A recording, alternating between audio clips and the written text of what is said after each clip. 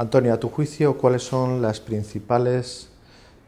aspectos que han contribuido al desarrollo y al conocimiento actual de la enfermedad de las paratiroides?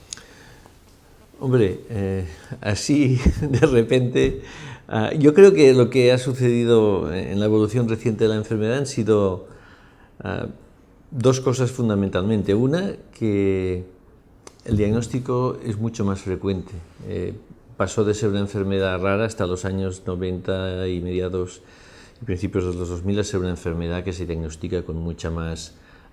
frecuencia y con una complicación o con una tasa de complicaciones menor a la que tenía hace 30 o 40 años, cuando muchos enfermos con hiperparatiroidismo primario acudían ya al cirujano con calcificaciones pancreáticas, litiasis renal y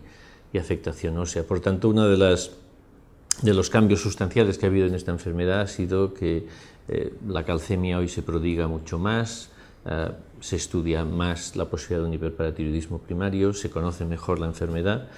y por tanto el número de casos que atienden los cirujanos ha ido incrementándose. Y además con mejor resultado, porque en el caso de la cirugía por el hiperparatiroidismo, en cierto sentido, cuanto menos grave está el enfermo, más puede mejorar. El problema de los hiperparas graves es que a veces cuando ya se les da solución quirúrgica, el enfermo ha tenido complicaciones que luego son difíciles de revertir. Por tanto, progreso en el diagnóstico y después también ha venido marcado, yo creo, progreso en la enfermedad en el manejo quirúrgico, porque en el año 89-90 se produce casualmente un hallazgo que revolucionó el abordaje quirúrgico del hiperparatiroidismo, que fue descubrir un método de localización solvente. Hasta el año 90 prácticamente los métodos de localizar un adenoma paratiroideo en el cuello eran muy rudimentarios, y en el año 90 se publica, en el 89 exactamente, por Cochley de un hospital comunitario de Canterbury, que casualmente identifican un adenoma paratiroideo en un paciente que se le está haciendo un estudio cardíaco con Tecnecios stamibi, y a partir de ese momento se abre una nueva época en la cual se localizan mejor los adenomas y permite que la cirugía se haga menos invasiva. Me hice resumir así en 2 rayas lo que ha sucedido recientemente con el hiperpara. Yo creo más diagnósticos de enfermedad menos grave, mejor localización quirúrgica y por tanto cirugía menos invasiva y con menos complicaciones.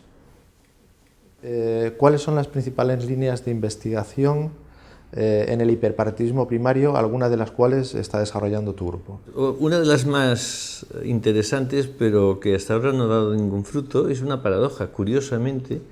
no tenemos ni idea de por qué se producen los adenomas de paratiroides, excepto en algunos casos que vienen de familia, que son hereditarios, o algunos casos inducidos por radiación externa, que son muy raros, probablemente menos del 10% de todos los hiperparatiroidismos. El por qué se producen estos crecimientos benignos de las glándulas paratiroides aún es un misterio. Especulaciones ha habido muchas, sobre todo relacionadas con la insolación, con la vitamina D, pero la verdad, hoy por hoy, no sabemos a qué se deben los adenomas paratiroideos. Por tanto, ahí sigue una línea que sobre todo la ha desarrollado en Suecia el grupo de Uppsala, que han trabajado mucho en biología de los adenomas, y quizás en el futuro la genética o algún otro avance nos pongan sobre la pista del origen de los adenomas de paratiroides. Otra línea de investigación también interesante, siguiendo un poco lo que decíamos de las técnicas de localización, es averiguar el por qué algunos adenomas se localizan muy fácilmente con Tecnecios stamibi y aún hay un 20 o un 30% que no logramos dar con ellos en el estudio preoperatorio. El tamaño influye, la tasa metabólica influye, la posición influye, pero lo cierto es que casi un 20%, depende de los centros y depende de la referencia, hay un porcentaje aún de adenomas paratiroideos que no podemos identificar. Hay otra línea de investigación en la cual ha participado nuestro grupo, que es la patología ósea. El hiperparatiroidismo primario, cuando se describe a principios del siglo XX, se ve sobre todo en pacientes con enfermedad ósea muy grave, en lo que se llamaba la osteitis fibrosa quística de Recklinghausen. Hoy en día es una enfermedad que casi ha desaparecido, pero en cambio sí que vemos muchos pacientes referidos o diagnosticados de hiperparatiroidismo a raíz de un estudio de osteoporosis. La osteoporosis hoy es una patología prevalente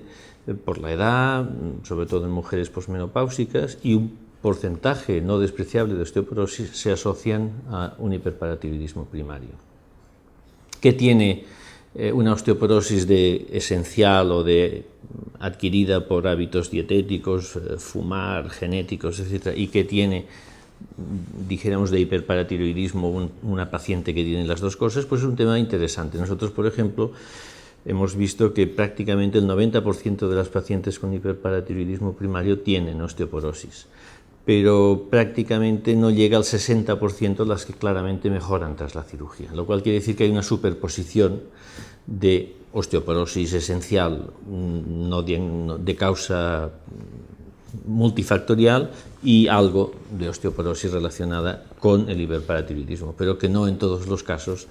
pues una osteoporosis con hiperparatiroidismo va a responder 100% a la cirugía. Por tanto, también es otra línea de interés, hueso y paratiroides, que es un binomio pues, que interesa prácticamente desde el principio que se descubrió la enfermedad. Y finalmente yo creo que sigue siendo interesante el campo del hiperparatiroidismo secundario, porque siguen apareciendo enfermos con PTHs elevadas y en cambio calcemias normales, y esto pues hoy que se hace muchas más determinaciones de paratormona que se hacían hace años, pues está dando lugar a lo que se llama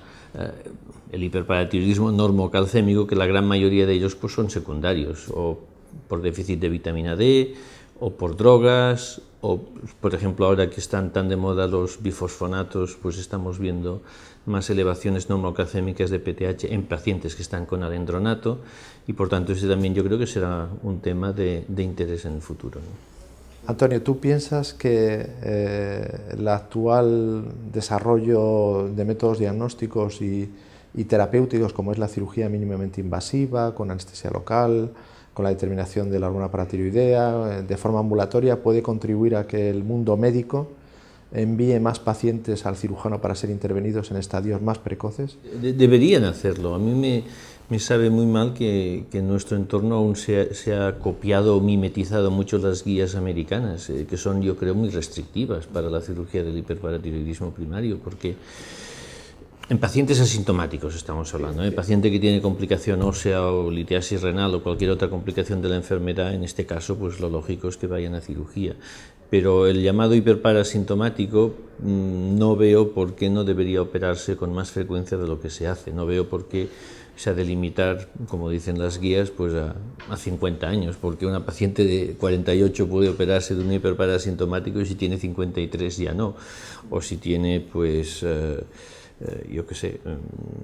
más o menos calciuria. Es decir, el hiperparatiroidismo es una enfermedad que se cura operando. No se cura mirándola ni se cura con medicamentos. Y por tanto, en principio, y yo creo que en Europa en esto somos más incisivos sobre este tema, un hiperparatiroidismo primario debe, en principio, si no hay contraindicación quirúrgica, debe ser remitido al cirujano siempre.